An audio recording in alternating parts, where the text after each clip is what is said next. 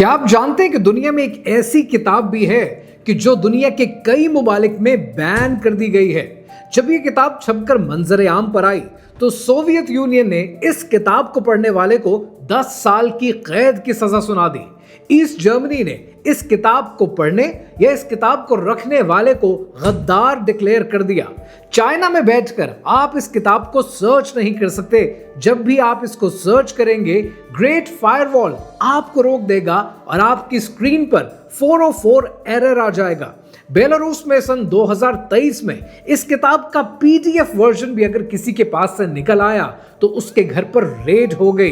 बहुत से अरब मुल्कों ने सन 2021 में सिस्टमैटिकली अपनी लाइब्रेरी से इस किताब को हटा दिया और दुनिया के कई ममालिक में जब इस किताब को आप ऑनलाइन सर्च करने की कोशिश करते हैं तब आपको ये आउट ऑफ स्टॉक नजर आती है और एक नहीं, दो नहीं, 3-3 साल तक आउट ऑफ स्टॉक होती है। क्या है इस किताब में जिसकी वजह से दुनिया की हुकूमतें डरती हैं कि उसकी आवाम कहीं ये किताब पढ़ ना ले?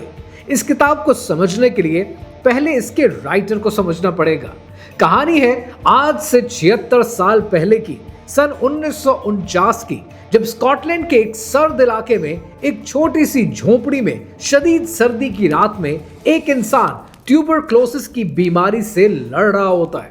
लेकिन अपनी बीमारी पर तवज्जो देने की बजाय उस इंसान के हाथ में एक कागज और एक कलम है और वो तेज तेज लिखता जा रहा है।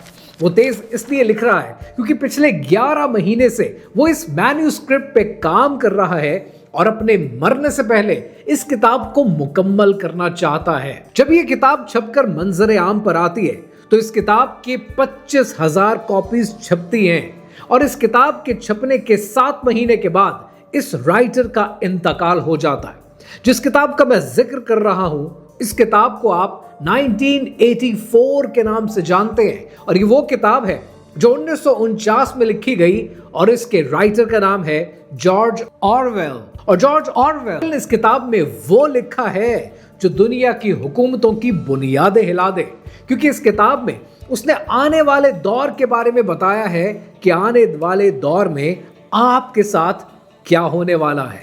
कहानी क्या है, आइए समझते हैं।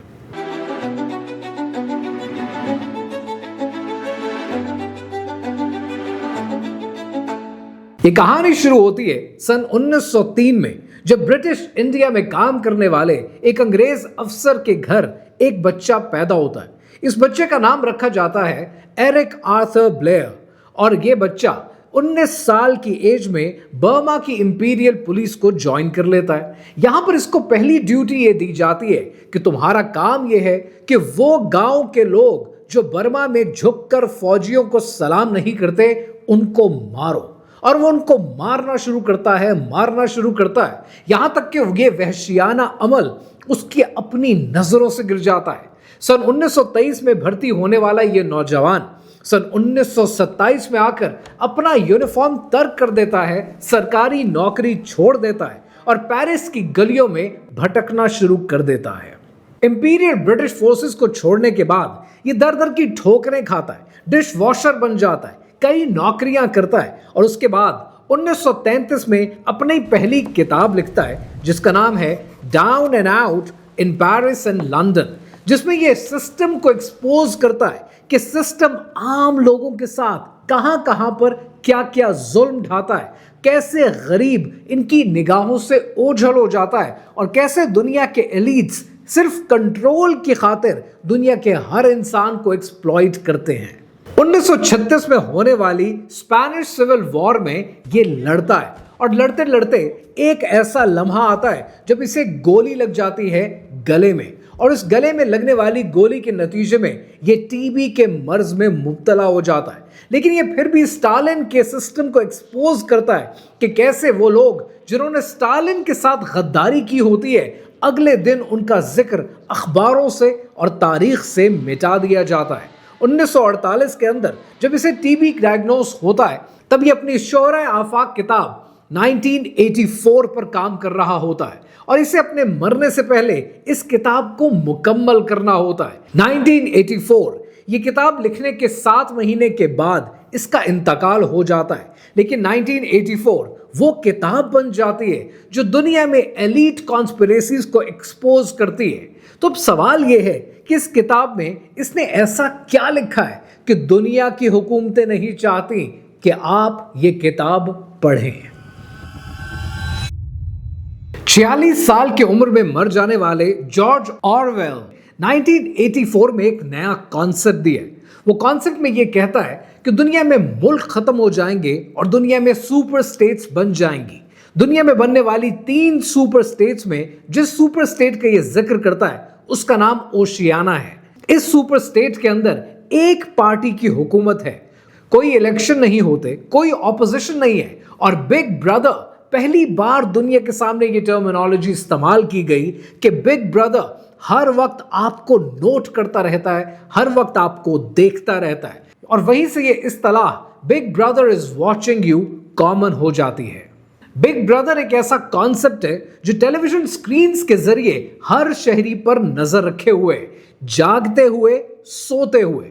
इस रियासत का पहला उसूल यह है कि ऑर्डर्स को फॉलो करना है और जो ऑर्डर्स को फॉलो नहीं करेगा उसके लिए मौत है। हर शहरी के लिए लाजमी है कि रोजाना सुबह 2 मिनट की हेट स्क्रीम उसने अटेंड करनी है, जहां पर बिग ब्रदर उन पर निगाह भी रखते हैं और साथ ही साथ वो ये देखते हैं कि इनकी नब्ज कहां चल रही है, क्या ये दुश्मन को दुश्मन मानने को तैयार हैं। इस रियासत का दूसरा उसूल ये होता है कि कॉन्टिन्यूस मॉनिटरिंग होती है, सर्वेलेंस होती है टेली स्क्रीन्स के जरिए और बार बार एक पैगाम स्क्रीन्स पर रिपीट किया जाता है कि war is peace, freedom is slavery and ignorance is strength.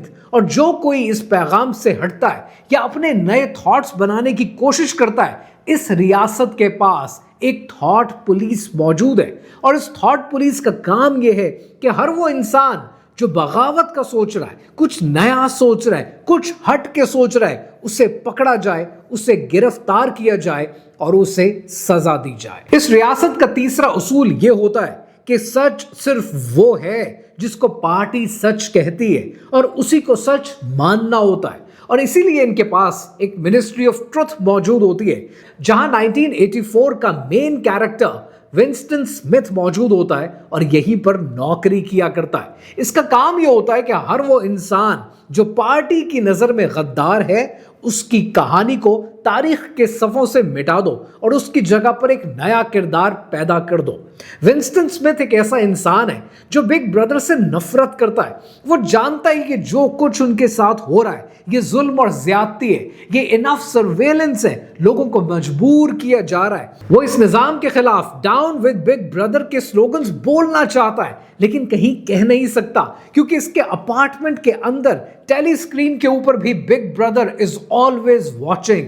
ये अपने घर के एक कोने में एक खुफिया किताब लिखता है जहां पर ये अपनी डायरी में सब वो बातें लिखता है जिस पर ये यकीन रखता है। फिर इसकी मुलाकात जूलिया से होती है और इन दोनों को मोहब्बत हो जाती है और वो इस सिस्टम के खिलाफ ब्रदरहुड को ज्वाइन करते हैं।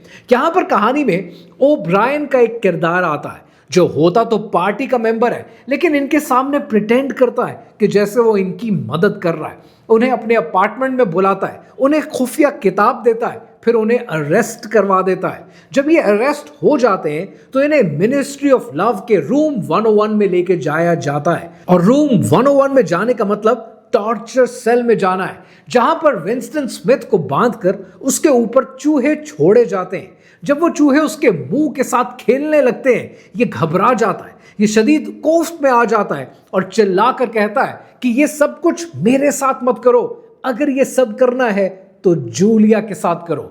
और यहीं पर वो जूलिया के साथ गद्दारी कर देता है। इस कहानी के अगले सीन में जॉर्ज ऑरवेल लिखता है कि विंस्टन स्मिथ अगले सीन में एक कॉफी शॉप में बैठा कॉफी पी रहा होता है। बिग ब्रदर की सर्वेलेंस की वीडियो इसकी निगाहों के सामने से गुजरती है।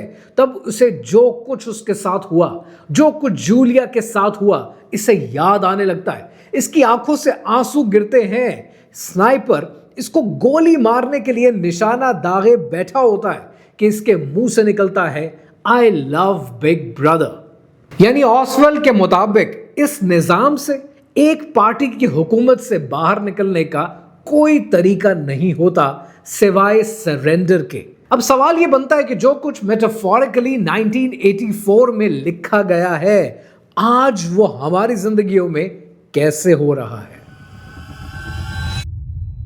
1984 में जॉर्ज ऑरवेल ने वन पार्टी रूल का बताया और आज आप ये देख रहे हैं कि दुनिया के कई मुल्क वन पार्टी रूल की तरफ बढ़ रहे हैं। आज उनके यहां एक पार्टी को इतनी अहमियत दी जा रही है कि उसको कॉन्टिन्यूस स्टेबिलिटी का निशान बताया जाता है और उस एक पार्टी की हुकूमत को इस्टेब्लिश किया जाता है और ऑपोजिशन को क्रश करके रख दिया जाता है। यह हुकूमत सिर्फ पॉलिटिशियंस की नहीं है।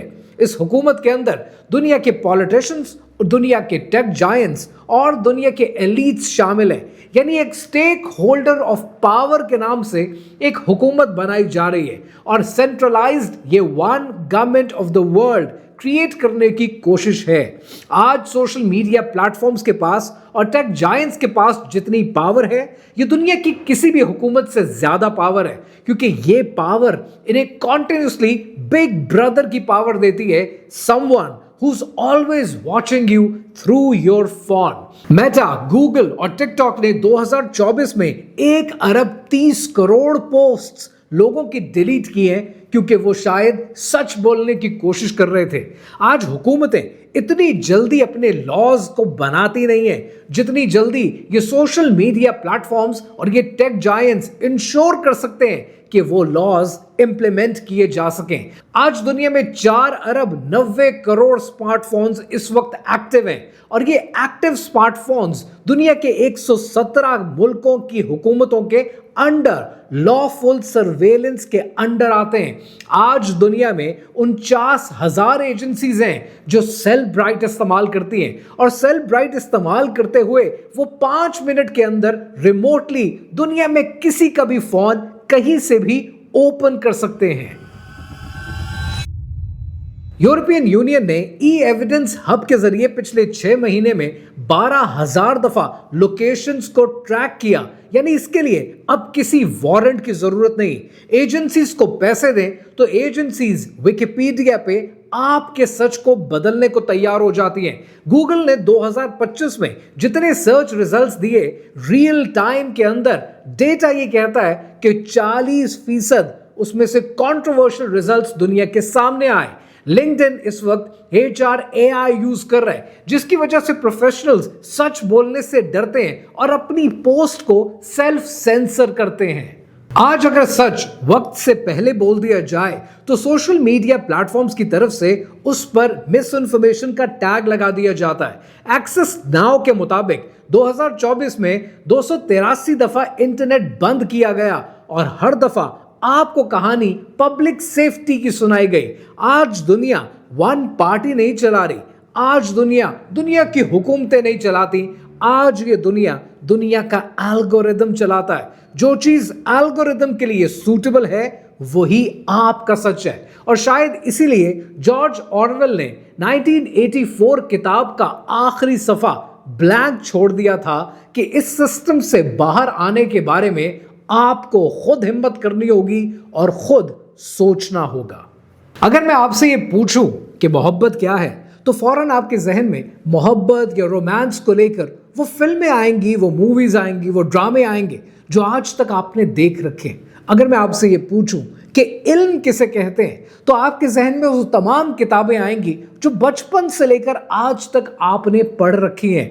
अगर मैं आपसे ये कहूं कि खुशी किसे कहते हैं तो आपके जहन में खुशी का वो इंप्रेशन आएगा जो आपने आज तक दुनिया में देख रखा है। लेकिन अगर मैं आपसे ये कहूं कि हो सकता है बचपन से लेकर आज तक आपकी प्राइमिंग की गई हो, आपके सामने सिर्फ वही इंफॉर्मेशन रखी गई हो जो आपको बताना जरूरी थी, सिर्फ वही डेटा आपके सामने रखा गया हो जिस पर आपको तैयार करना जरूरी था, पर सच इसके कहीं परे है। लेकिन उस सच तक पहुंचने के लिए, उसको ढूंढने के लिए, उसको आजमाने के लिए, उसको परख कर अपनी जिंदगियां बदलने के लिए हमने कभी कुछ नहीं किया है। हम एक खोल में जिंदा हैं और इस साइलो से बाहर निकलने की हमने कभी कोशिश ही नहीं की है। आज जो कुछ आपके सामने रखा जाता है ये वो हैप्पीनेस के स्टैंडर्ड है जो आपको ये दुनिया देती है, सोशल मीडिया पोस्ट के जरिए, आपके इंटरनेट पर मौजूद मूवीज के जरिए या फिर नेटफ्लिक्स की सीरीज के जरिए, और आपको वक्त के साथ साथ ढाला जाता है कि आपको प्राइम कर दें उस इंसान को बनाने के लिए जैसा इंसान दुनिया के एलिट्स को चाहिए। इसीलिए आज सवाल पूछना, सच की तलाश जारी रखना और सच तक पहुंचना जरूरी है।